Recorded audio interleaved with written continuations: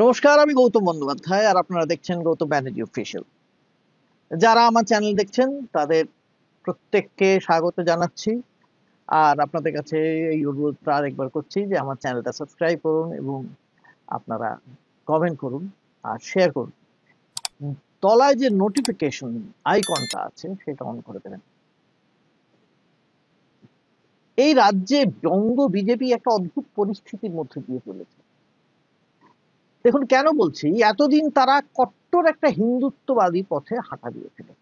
বিশেষ করে বিরোধী দলনেতা শুভেন্দু অধিকারী বিভিন্ন সভায় যেভাবে হুঙ্কার ছাড়ছিলেন যে সনাতনী হিন্দুরা একজন হয়ে যান, না হলে তাদের ঘোর বিপদ আসন্ন। মুসলমানদের ভোট তাদের চাই না, বিজেপি চাই না। মাত্র 5 থেকে 6% হিন্দু ভোট পেলেই তারা এই রাজ্যের তখ্তে বসে যাবে। তার কথা মতো তার অনুগামীরাও একই পথে হাঁটা শুরু করেছিলেন। কিন্তু সমস্যা হলো যে কিছুতে এই 5 থেকে 6% ভোট তারা কি করে পাবেন বুঝে উঠতে পারছিলেন না। এবং আরেকটা জিনিসও কিছুতেই বোঝাতে পারছিলেন না যে এতদিন যে সমস্ত হিন্দু এই পশ্চিমবঙ্গে রয়ে গেল তাতে কতজন বিপদে আছেন মুসলমানদের জন্য, এটা কিছুতেই বোঝাতে পারলেন না। হ্যাঁ, কিছু আওয়াজ হাঙ্গামা হয়েছে, সাম্প্রদায়িক সংঘর্ষ হয়েছে হয়েছে হয়নি তা নয়। সেটা তো সারা ভারতবর্ষে কেন, সারা প্রায় বিশ্বের বিভিন্ন জায়গায় বিভিন্ন ভাবে আমরা দেখতে পেয়েছি। তার সঙ্গে এই রাজ্যের সমস্ত হিন্দু প্রচন্ড বিপাকে আছে, বিপদে আছে, আজ পর্যন্ত আমরা বুঝতে পারলাম না এই বয়স পর্যন্ত। কিন্তু তারা বলছিলেন, এত গেল যা বলছিলেন বলছিলেন, কিন্তু সমস্যা বাঁধলো কোথায়? সমস্যা হলো হঠাৎ শ্রমিক ভট্টাচার্য রাজ্য সভাপতি হিসেবে নির্বাচিত হতেই রাজ্য বিজেপির অন্দরের একটা হিসেব পাল্টে যাচ্ছে। দেখুন, শ্রমিকের আনুষ্ঠানিক অভিষেক পর্বে তিনি একটা উদ্দীপক ভাষণ দিলেন এবং সেখানে তিনি আবার কি বললেন, সব মুসলমান কখনো খারাপ হয় না। তারপরে তিনি বললেন মুসলমান যুবকদের হাতে তারা পাথরের বদলে বই তুলে দিতে চান। বেশ, এ তো গেল প্রথম দিনের কথা। অতঃপর আরো অভিনব কথা শোনা গেল তার মুখে। তিনি বললেন এখন সিপিএম কংগ্রেসকেও সমস্ত কিছু ভুলে তৃণমূলের অপশাসনের বিরুদ্ধে একযোগে পথে নামতে হবে। বাপরে, তার এহেন জননায়কোচিত ভাষণের কথা শুনে গালে হাত দিয়ে বসে অনেকেই ভাবতে বসেছেন, হায় রে হায়, বঙ্গ বিজেপির হলোটা কি? হলো এটাই যে বিজেপি হালে তেমন হাওয়া পাচ্ছে না। এছাড়া তো কোনো আর জবাব খুঁজে পাচ্ছি না। খালি অগত্যা কট্টরপন্থী জব্বাটা ছেড়ে দিয়ে নরম উদারপন্থী জব্বা শরীরে গলাতে বলছেন সদ্য নির্বাচিত সভাপতি। দলের অন্দরমহলে একটা ঘোর চিন্তা দেখা দিয়েছে একটি সমীক্ষাকে ঘিরে, যা আমরা জানতে পারছি। দলীয় সূত্রে পাওয়া একটা হিসেবে বলছে, সেটা আবার একটি সংবাদপত্র প্রকাশিত হয়েছে। সেখানে দেখা যাচ্ছে বিজেপি বহু হিসেব করে দেখেছে এই মুহূর্তে ভোট যদি হয় তাহলে এই রাজ্যে বিজেপি বড়জোর 70 থেকে 80টা আসন পেতে পারে। এই সমীক্ষাটা কিন্তু বাইরের কেউ করেনি, দলীয় সমীক্ষা, দলের অন্দরের সমীক্ষা। তাহলে বুঝতেই পারছেন, এই হিসেবটা যদি সত্যি হয় তাহলে বিজেপি সভাপতি রাতের ঘুমতে চলে যাওয়ার জোগাড় হবে, তা নিয়ে কোনো সংশয় থাকার কথা আছে কি? না, নেই। শ্রমিকের উদাত্ত বাণী শুনে মনে হচ্ছে সত্যি এই হিসেবটাই তার কপালে ভাঁজ ফেলেছে। সেই ভাঁজটাকে তিনি যেমন করে হোক আড়াল করার চেষ্টা করছেন। অবশ্য এটাও তিনি স্বীকার করে নিয়েছেন আরেকটি জায়গায়, তিনি যখন সাক্ষাৎকার দিচ্ছিলেন, যে এই রাজ্যে তাদের দলীয় সংগঠনে অনেক ফাঁক ফোকর রয়েছে, সমস্ত বুথে লোক দেওয়ার মতন কর্মী যে তাদের হাতে নেই, সে কথাটাও তিনি স্বীকার করেছেন। অবশ্য তিনি স্বীকার না করলেও সবাই জানেন কথাটা। স্বভাবতই তাকে এখন সমর্থক খুঁজে বেড়াতে হচ্ছে। কোথায় খুঁজছেন? নিজের দলের মধ্যে শুধু তো খুঁজতে হবে না, বাইরেও খুঁজছেন। এমনকি সিপিএম কংগ্রেস তাদের মধ্যেও খুঁজছেন। এও সম্ভব? বেশ, তিনি তাহলে বললেন, কিন্তু কতগুলো প্রশ্ন এই মুহূর্তে মাথায় ঘুরছে আমার, সেগুলো তার কাছে রাখা যায়। তিনি বলেছেন মুসলমান যুবকদের হাতে পাথরের বদলে বই তুলে দিতে চান তারা। কিন্তু কি বই তুলে দিতে চাইছেন সেটাও তো পরিষ্কার করে দিতে হবে তাদের। তারা কি গান্ধী তুলে দেবেন, ঈশ্বরচন্দ্র তুলে দেবেন, সংবিধান তুলে দেবেন, নাকি সাভারকার তুলে দেবেন, গোলওয়ালকার তুলে দেবেন? আমরা জানি না। বেশ, মুসলমান যুবকদের হাতে না হয়ে তিনি বই তুলে দিলেন।